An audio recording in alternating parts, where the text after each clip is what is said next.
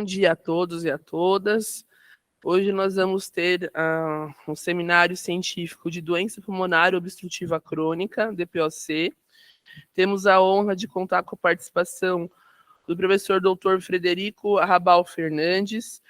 O professor Frederico, ele é diretor da Sociedade Paulista de Pneumologia na gestão 2022-2023, médico assistente da disciplina de pneumologia do INCOR HCFM USP, responsável pelo ambulatório de DPOC do HCFM USP, médico-chefe da Clínica de Pneumologia do Instituto do Câncer do Estado de São Paulo, ICESP, doutor em Ciências Médicas pela Universidade de São Paulo e também já foi nosso médico assistente aqui na divisão de Clínica Médica. Então, seja muito bem-vindo, doutor Frederico.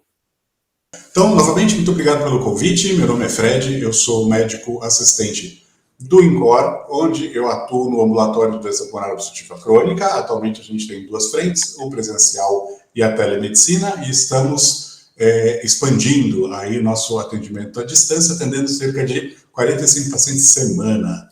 Eu trabalho também no ICESP, onde eu faço função pulmonar, e sou da Sociedade Paulista de Pneumologia e Fisiologia, atualmente aí responsável pelas relações institucionais que me fazem participar da elaboração, ou como assessoria técnica, da elaboração dos protocolos de doença pulmonar obstrutiva crônica aqui do Estado. Então, vamos lá. Se a gente pensa em doença pulmonar obstrutiva crônica, né, qual que é aí a importância ou a carga de pacientes com DPOC que a gente tem no Brasil hoje, né? Então, isso depende muito da forma com que a gente faz o diagnóstico. Esse trabalho aqui foi um trabalho que a gente fez aí já quase 20 anos atrás, em que a gente pegou espirômetros, foi para o meio da rua e começou a fazer espirometria numa população, claro, selecionada por geolocalização e tentando achar os pacientes com DPOC em adultos maior do que 40 anos. O que a gente observa aqui? Dependendo do critério que eu utilizo para definir a doença pulmonar obstrutiva crônica, o critério espirométrico, eu vario a prevalência de DPOC em adultos com mais de 40 anos de 15% até 6%, mais ou menos, tá? Então, existe essa enorme variação na doença pulmonar obstrutiva crônica em termos de sua prevalência, mas o que dá para perceber é que é uma doença extremamente comum. O que acontece por outro lado? Se eu vou atrás de quem sabe que tem DPOC ou de quem efetivamente está fazendo algum tratamento para a doença pulmonar obstrutiva crônica, o que a gente tem é um diagnóstico de entre 1% e 4%.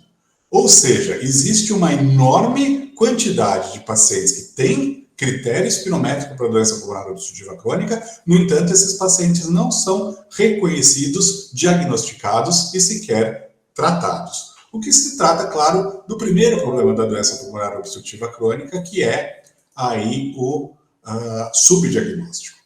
A gente define, né, a doença pulmonar obstrutiva crônica como uma doença que causa sintomas permanentes. Então, para ter doença pulmonar obstrutiva crônica, o indivíduo tem que ter sintomas. E aí eu coloco aí uma charada para vocês, né? O que tem esses três personagens em comum?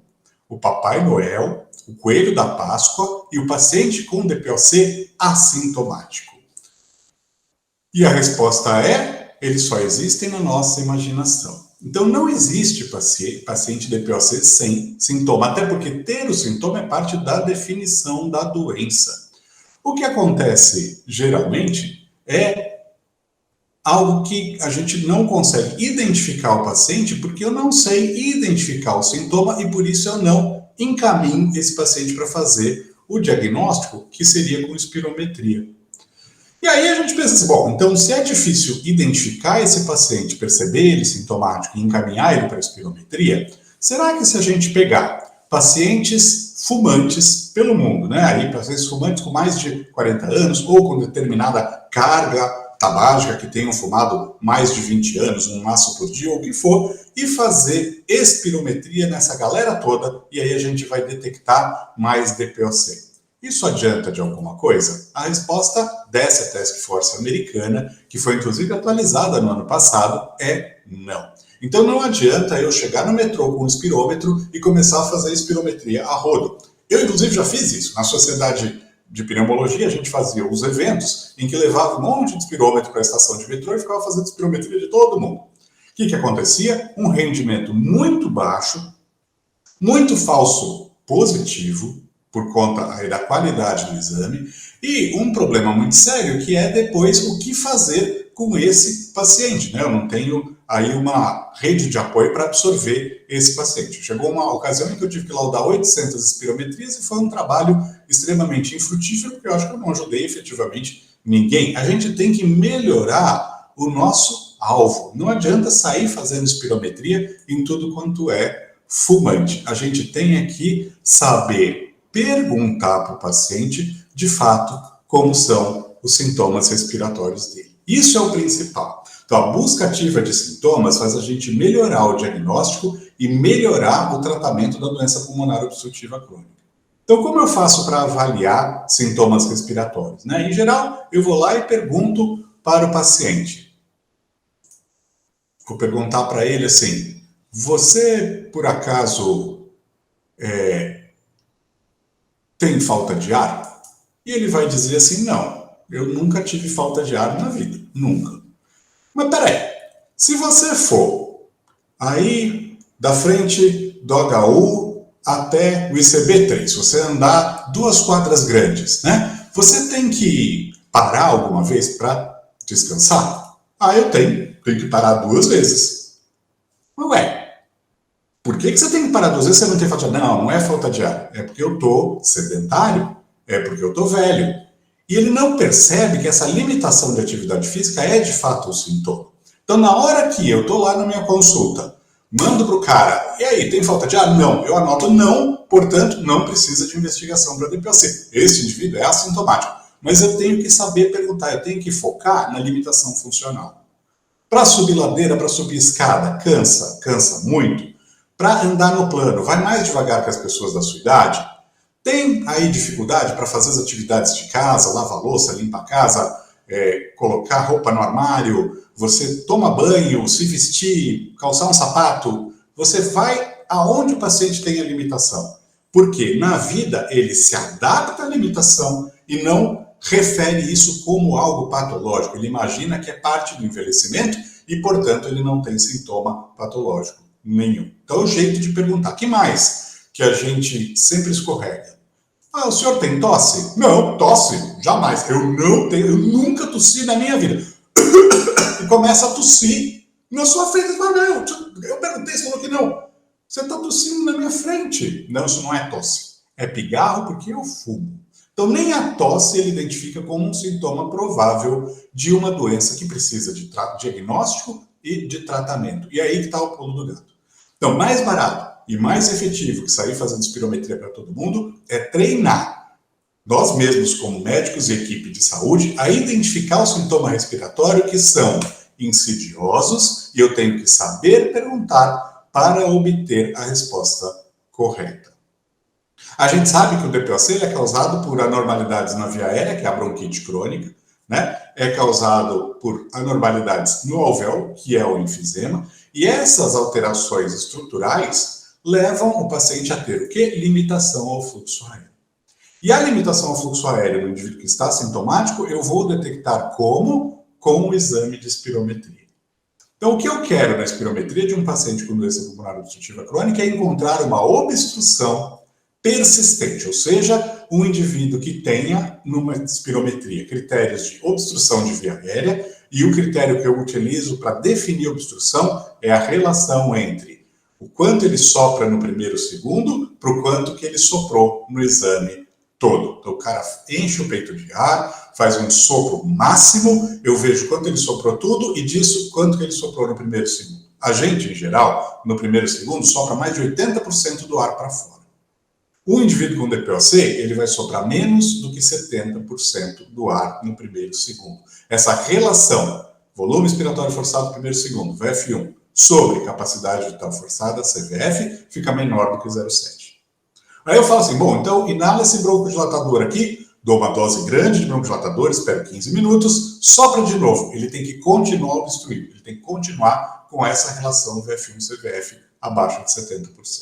Então, uma obstrução não reversível ao bronquidilatador. Este é o diagnóstico de DPOC. Se por acaso a obstrução reverter, ou seja, ele soprar depois do bronquidilatador e a espirometria vier normal, bonitinha, o que eu imagino que ele tem diagnóstico? É asma, uma outra doença obstrutiva, porém reversível.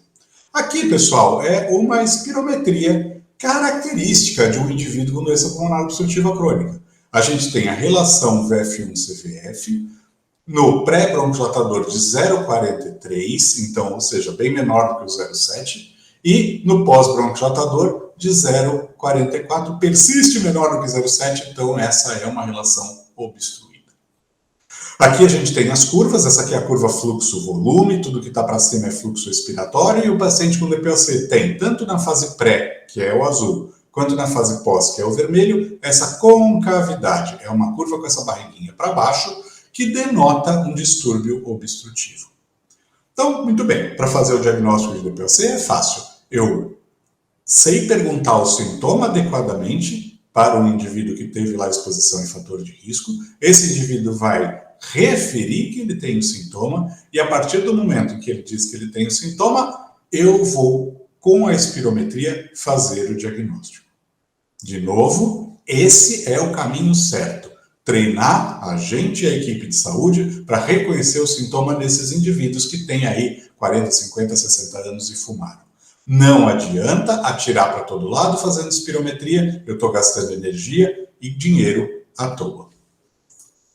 E o tratamento do paciente com DPOC? Então, qual é o objetivo? Veja, esse paciente é um paciente que está limitado porque ele tem dispneia e intolerância ao exercício.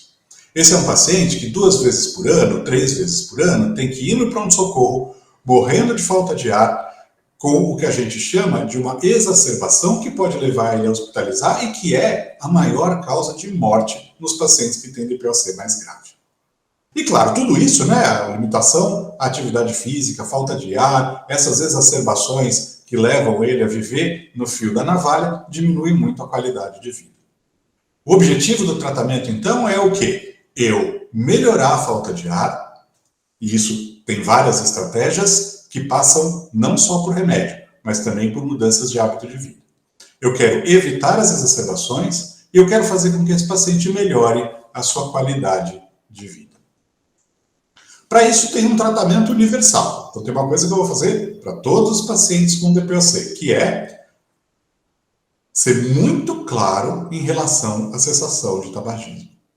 E cessação de tabagismo no indivíduo com DPOC é algo muito peculiar. Uma pessoa que tem falta de ar, limitação ao esforço, que tosse um monte, que 2 vezes por ano tem que ir no pronto-socorro por causa de exacerbação respiratória e continua fumando, esse paciente tem um nível alto de dependência.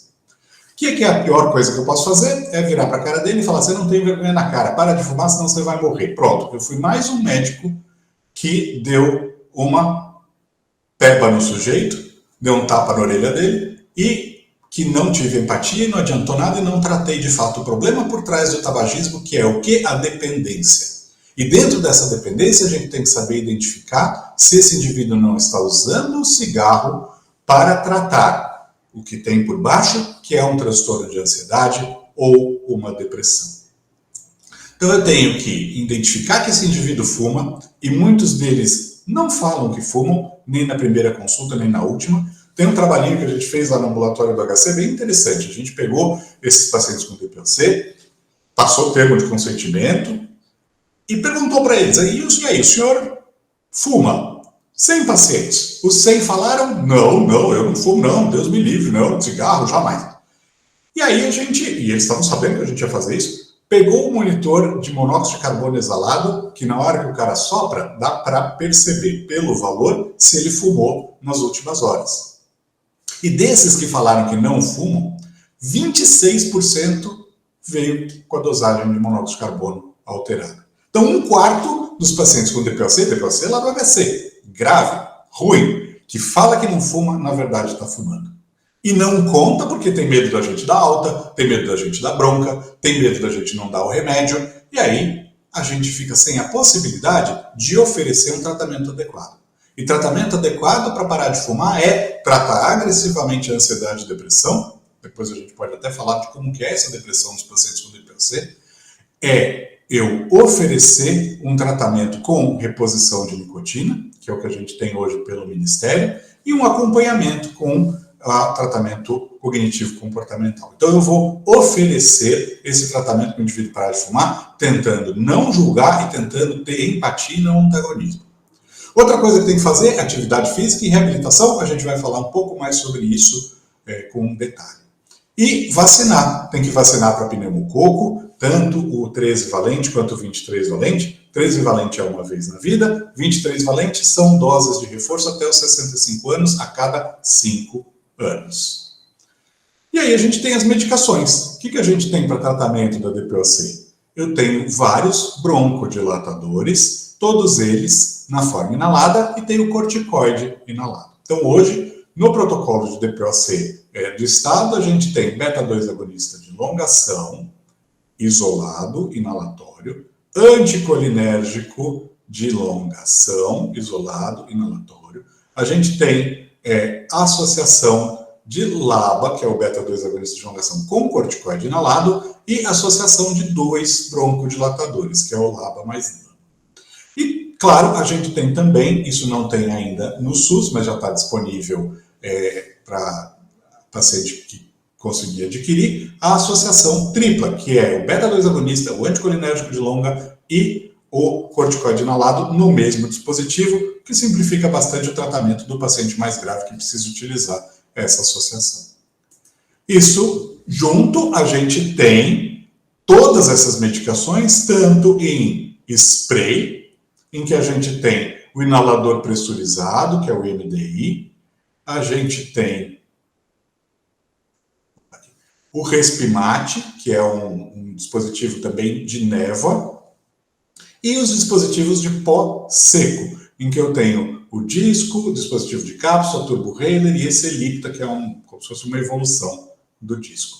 O que é importante eu saber? Na hora que eu ensino o paciente com DPOC, na hora que eu prescrevo o medicamento, é muito importante eu ensinar o paciente com DPOC a utilizar adequadamente a medicação. E a gente sabe que as técnicas do uso de dispositivos de spray e as técnicas do uso de dispositivos de pó seco são diferentes. Então, os pacientes que usam dispositivo de spray, eles precisam sincronizar o acionamento do dispositivo com a inspiração. Pacientes que têm maior dificuldade, tanto do ponto de vista de destreza quanto do ponto de vista cognitivo, vão ter mais dificuldade de utilizar dispositivos em spray. Porque eles têm dificuldade em coordenar acionamento com inalação. Pacientes que têm, e eu tenho aqui os dispositivos de pó seco, em que eu preciso fazer o paciente soprar tudo e fazer uma inspiração muito forte e rápida, diferente do dispositivo em spray, que tem que ser uma inspiração mais lenta e cadenciada. Então, no dispositivo de pó seco, ele não precisa de coordenação, porque a própria inspiração já aciona o dispositivo. No entanto, ele precisa de esforço. Pacientes que têm uma fraqueza muscular ou uma menor potência da musculatura inspiratória vão ter mais dificuldade no uso do dispositivo de pó seco. Quem são esses? O paciente que é muito grave, ou seja, já tem a função pulmonar muito acometida, e pacientes que são menores, porque preciso de mais ar para carregar o remédio junto. Pacientes que têm uma estatura menor, paciente muito idoso, paciente do sexo feminino, ou que por algum motivo tem a capacidade vital reduzida. Esses pacientes vão ter mais dificuldade no pó-seco. O ideal é o quê? Na hora que eu for ensinar, eu ter alguns dispositivos e avaliar junto do paciente qual é o dispositivo que ele se adapta melhor. Lembrando que no site do INCOR, www.incor.us.br, eu tenho vídeos que ensinam o paciente a utilizar a medicação inalatória. Eu posso colocar isso junto na receita e o paciente vai poder assistir em casa o vídeo do seu dispositivo que você recomendou e com isso ele vai reforçando e melhorando a técnica.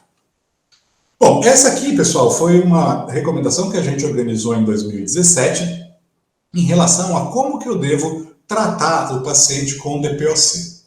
Então, vem um paciente com DPOC para mim, eu fiz o diagnóstico, eu sei que ele tem lá a dispneia, ele tem a intolerância ao exercício, e eu vou avaliar esse paciente em 2 aspectos principais. 3, vai. Primeira coisa, esse é um paciente que teve exacerbações nos últimos 12 meses ou é um paciente não exacerbador? E é diferente o tratamento do exacerbador para o não exacerbador. O paciente que é não exacerbador, eu vou focar em broncodilatação inalatória. O paciente que tem exacerbações frequentes, isso é aí um indício de que ele pode ter exacerbações no futuro. O melhor marcador de exacerbação no futuro é ter tido exacerbação no passado.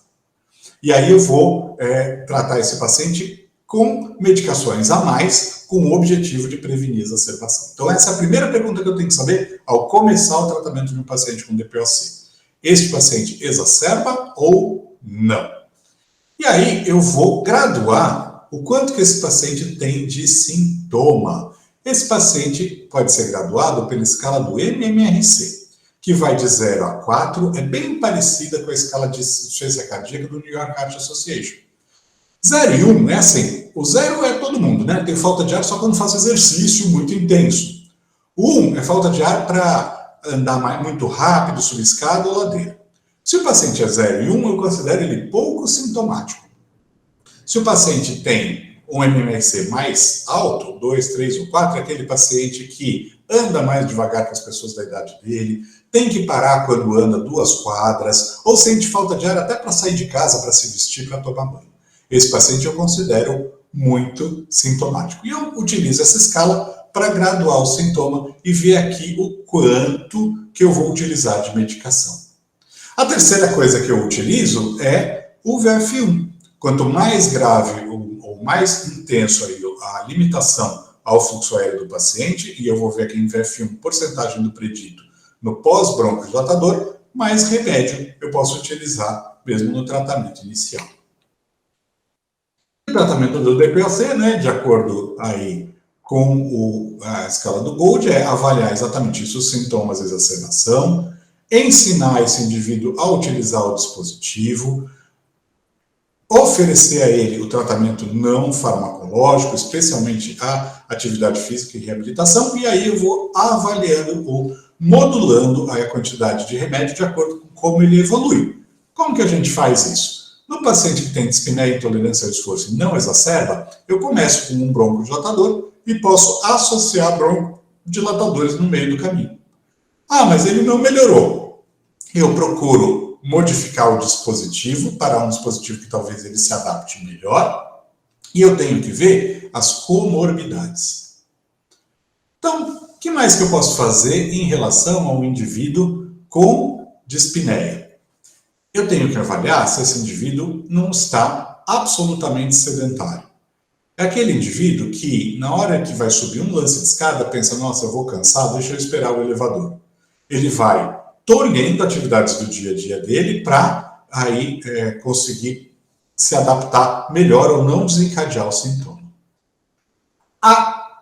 O sedentarismo que ele tem leva ele a ser mais descondicionado. O descondicionamento aumenta a falta de ar, que leva ele a ficar mais no sofá ou na cama, que faz ele descondicionar mais. Isso é uma bola de neve que só faz reduzir a qualidade de vida dele. E aí, pessoal, a gente tem que reabilitar.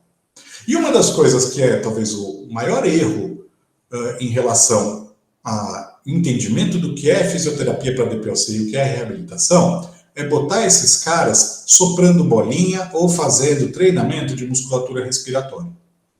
Por quê, na verdade?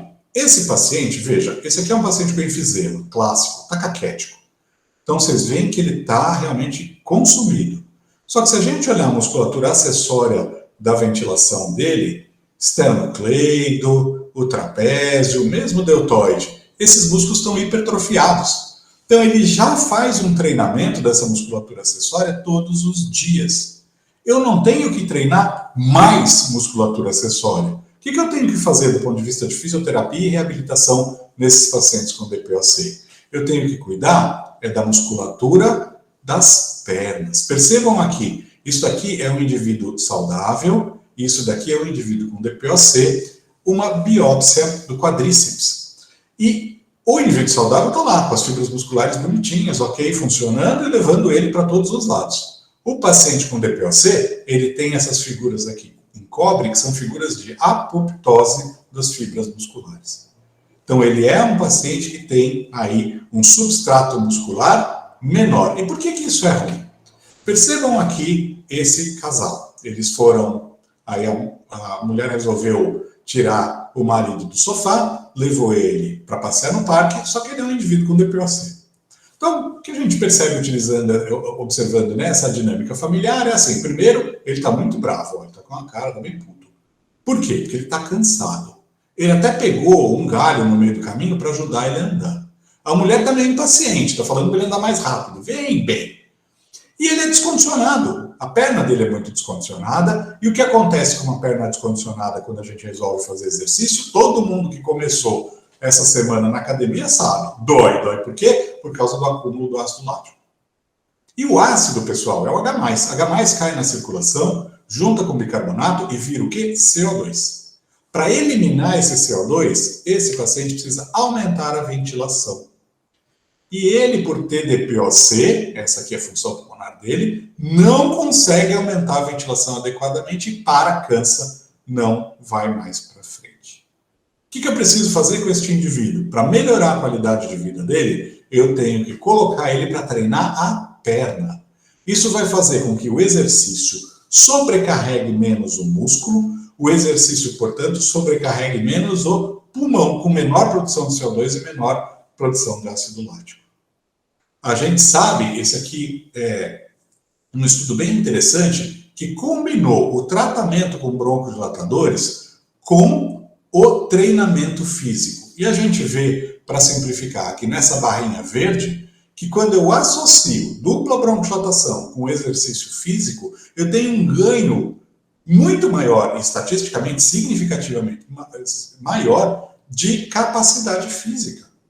Então, eu preciso, na verdade, dar o broncodilatador. Isso vai abrir uma janela aí de oportunidade para esse indivíduo conseguir se condicionar. Ele vai ter uma maior tolerância aos exercícios que eu vou propor, ele vai ter um maior tempo de exercício que leva ele a demandar mais do músculo, e o músculo então se condiciona, e com isso ele tem um ganho futuro maior.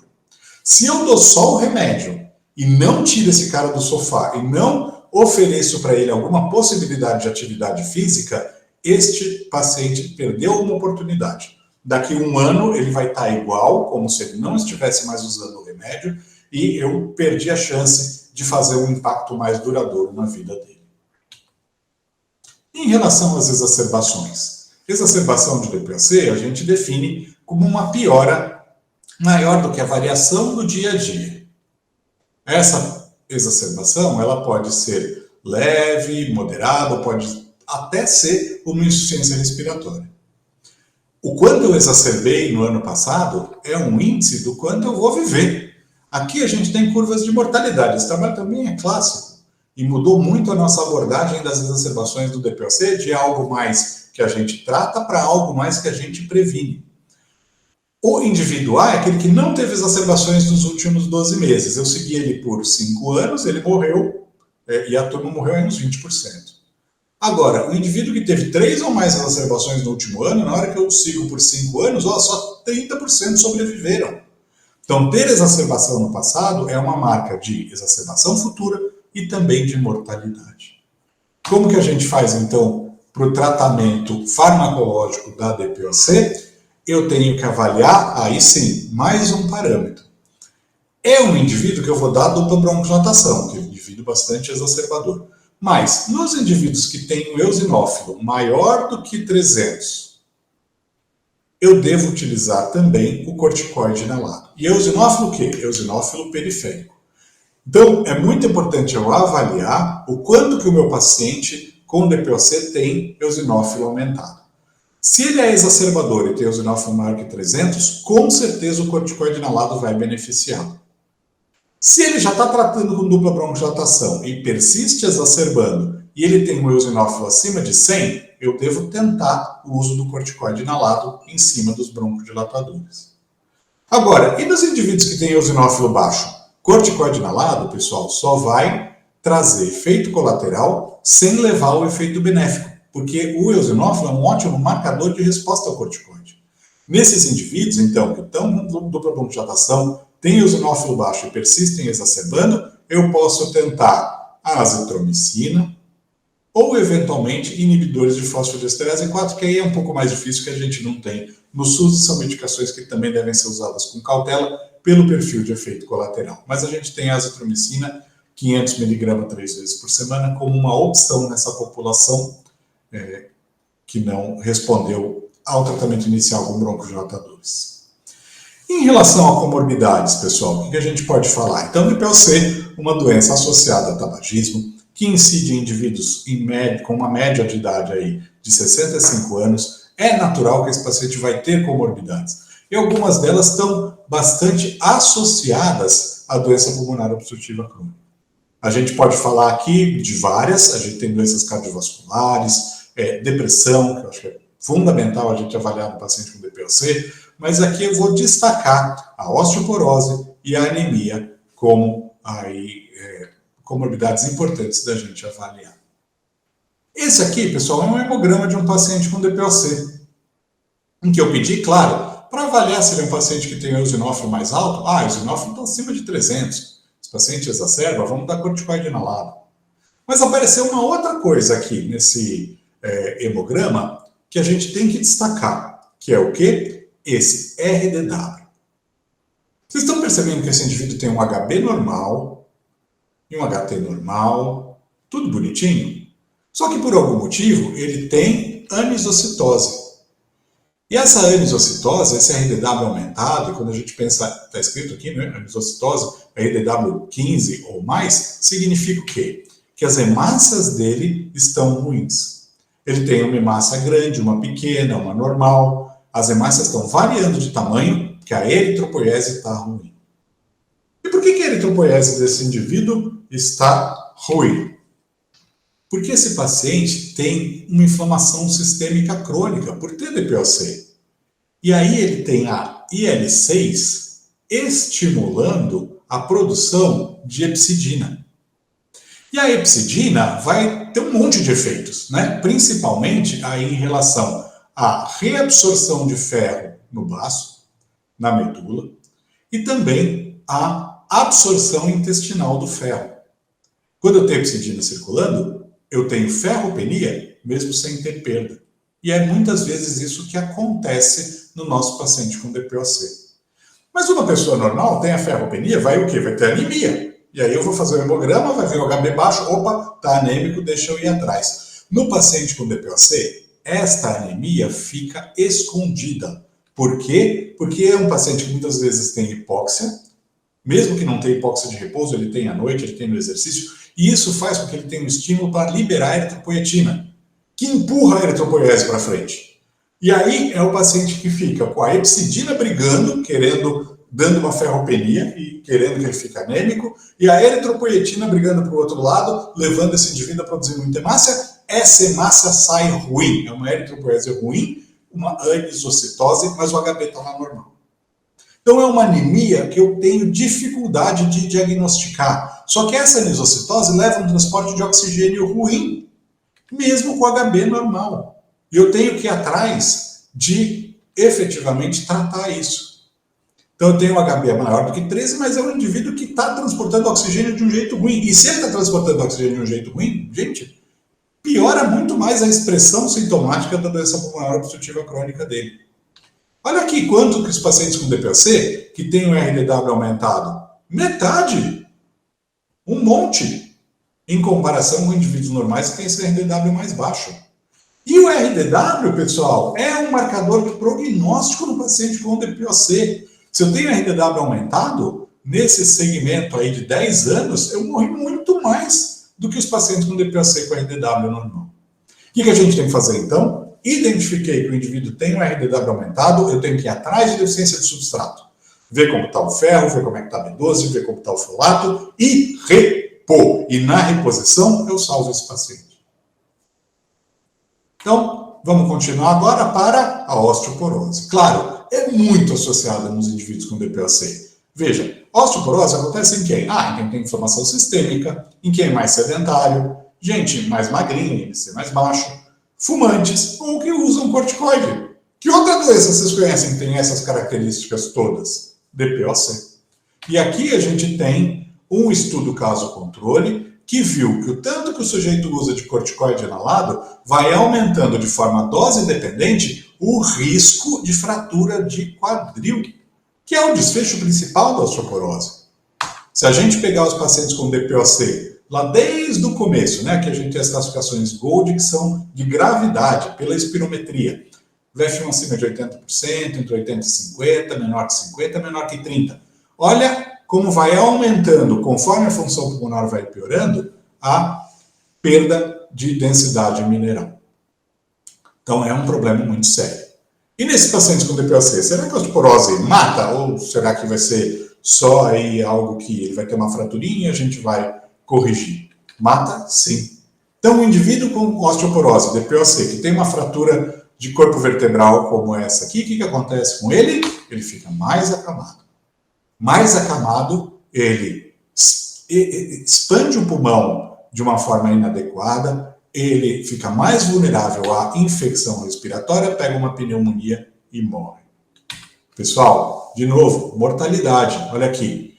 Fratura de corpo vertebral, pacientes sem fratura de corpo vertebral e pacientes com fratura de corpo vertebral, pacientes com DPOC. Quem tem a fraturinha de corpo vertebral, a gente faz o raio-x e a gente nem liga, fica com uma mortalidade maior do que quem não tem. Então é muito importante eu diagnosticar e tratar osteopenia e osteoporose nessa população, antes que esse indivíduo esteja assim, com um monte de colapso vertebral, que além de, claro, aumentar a mortalidade, vai levar esse indivíduo até uma cifose, piorar ainda mais a mecânica ventilatória dele, que já está ruim. Finalizando então, o que a gente faz com o paciente com DPOC? Eu vou oferecer a broncodilatação, eu vou fazer um programa de reabilitação ou estimular a atividade física.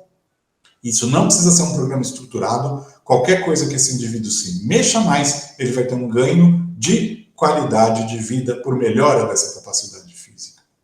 Eu vou acertar o tratamento para prevenir as exacerbações do melhor jeito. Se é um paciente que tem eosinófilo sanguíneo alto, eu devo tratá-lo com corticoide inalado. Se é um paciente com eosinófilo sanguíneo baixo, eu devo aí avaliar quais são as causas da exacerbação e eventualmente chegar a medicações de segunda linha como a azitromicina.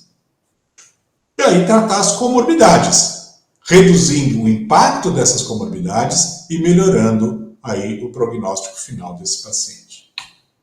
Eu agradeço a atenção de todos, deixo aí meu e-mail se alguém tiver alguma dúvida e fico à disposição para perguntas. Queria agradecer pela sua participação aqui e acho que foi bastante ilustrativo. Vou abrir aqui para perguntas da plateia. A Débora já tem perguntas, pode falar, Débora. Alô, Fred, tudo bem? E aí, Lu, tudo bem? Obrigado de novo pelo convite. Muito obrigada, hein, pela... posso fazer uma pergunta? Claro. Eu queria saber o que fazer com aquele paciente que tem espirometria alterada e que eventualmente não tenha sintoma mesmo. Vamos supor, eu sei que você falou que é difícil acontecer, mas se acontecer?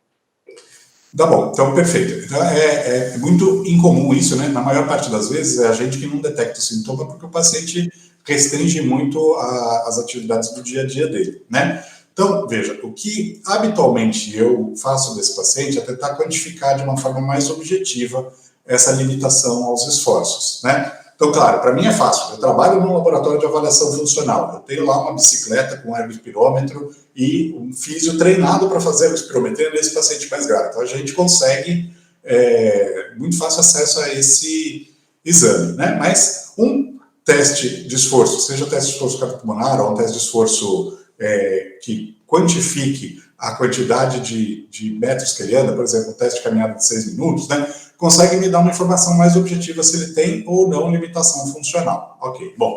Isso posto, existem sim pacientes que têm obstrução e não têm absolutamente nenhum sintoma. Habitualmente, esses pacientes têm uma espirometria que é menos alterada.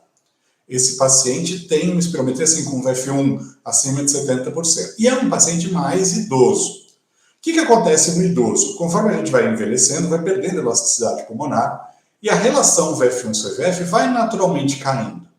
Então, tem um perfil de idoso aí acima de 70 anos, geralmente, de novo, sexo feminino, mais baixinho, que pode ter alteração espirométrica, mas é porque, na verdade, ele tem uma espirometria que está normal para a idade dele, mas alterada em relação ao padrão que a gente observa. E nesse caso, esse paciente realmente não precisa de tratamento, então eu tenho que ter crítica na hora que eu olho a espirometria. Tem uma relação VF1-CVF que está abaixo de 0,7, está 66. E um VF1 que está lá abaixo dos 80%, está 74. Mas é um paciente que tem 80 anos, absolutamente assintomático. Opa, vamos lá. O predito não foi feito para esse paciente. O predito foi feito aí numa população de 25 a 60 anos. Talvez isso seja só um exagero de um falso positivo da espirometria. E esse paciente realmente não precisa de tratamento. Então, essas duas coisas. Eu tentar achar a limitação funcional se ela realmente não existe, tá? E aí, se por acaso a espirometria não está mostrando uma obstrução, que na verdade é uma variante do normal. E aí não precisa tratar. Eu vi a pergunta da Debbie aqui, uma pergunta legal. Paciente que não quer cessar o tratamento, e aí eu já tratei a ansiedade, como que eu devo manejar esse paciente? Né? Então, como eu falei, é uma questão de parceria. Né? A gente tinha, anos atrás, aí, uma questão muito punitivista em relação ao paciente que continuava fumando. Então, assim, o cara está hipoxêmico, mas ele não consegue parar de fumar. Não pode usar oxigênio. Assim, para mim, isso é um exagero. Veja, a gente tem que orientar. Claro, o cara está usando o catéter de oxigênio, se ele fumar usando o catéter, tem o risco, sim, de dar uma labareda. Não explode o torpedo, isso é mentira que a gente conta para os pacientes para eles ficarem aí mais assustados, mas pode, sim, machucar ele de forma séria. E, pum, veio um jato de fogo aí por causa do catéter de oxigênio e queima toda a face. Então eu vou orientar o cara. Olha, é o seguinte, isso daqui, se você tiver orientado a fumar, pode, a gente fala explodir, né? Mas pode sair uma labareda, pode te queimar, pode te levar aí a um problema muito sério. Bom, e dá o oxigênio. Então eu não devo restringir ou condicionar o tratamento desse indivíduo ao fato dele fumar ou não fumar. A única coisa que talvez não entre nisso é transplante de pulmão, né? Que é algo aí no paciente muito mais grave e porque o resultado do transplante de pulmão, onde a gente continua fumando, é muito precário, né? É muito ruim. Então, nesse caso, a gente está. E aí, bom, então, toda consulta eu vou tentar elaborar na cabeça dele para colocar ele numa fase contemplativa, colocar ele numa fase de ação e, eventualmente, eu vou fazer redução de dano. Como que a gente faz redução de dano? Eu explico para ele como que é o kit fissura, o que ele tem que fazer na hora que ele tem uma fissura para fumar, que é aquelas coisas que a gente se dá, botar alguma coisa que dá um gosto forte na boca, tomar uma água gelada, ver se com isso a vontade passa e pula esse cigarro. Então isso aí é uma das coisas que já reduz. Outra coisa, tá bom, você fuma, ok, mas o cigarro não pode ficar no bolso, não pode ficar na bolsa, não pode ficar em cima da mesa. O cigarro tem que ficar trancado numa gaveta e a chave tem que ficar longe. Por quê? Porque toda vez que o cara vai fumar, ele tem um certo trabalho, e isso já, por si só, diminui a quantidade de cigarros que ele fuma por dia. Vamos lá. E a redução de dano farmacológica, né? Eu uso, isso eu faço mais em pacientes que têm câncer em quimioterapia, em que fumar diminui a efetividade da quimioterapia, e a gente faz o tratamento com adesivo, com goma de nicotina, eventualmente com bupropiona, para fazer com que o indivíduo diminua aí a vontade de fumar, a fissura, a dependência química, e com isso diminua a quantidade de cigarros. Em algum momento, eventualmente, você muda a chave e fala, e agora, vamos partir para uma fase de ação? E a gente toca desse jeito.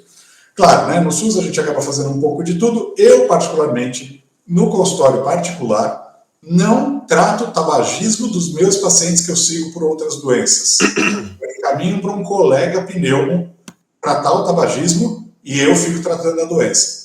Por quê? Porque aí ele não consegue parar de fumar, ou tem alguma dificuldade, ou fica com vergonha porque volta a fumar, ele para de voltar em mim, e aí perde o segmento da DPOC, da fibrose pulmonar, do câncer, do que for. né? Então, eu não gosto de misturar as coisas justamente porque cria um vínculo diferente. Os pacientes têm muita vergonha quando tem recaída ou quando não conseguem parar, então eu tento compartimentalizar aí o tratamento.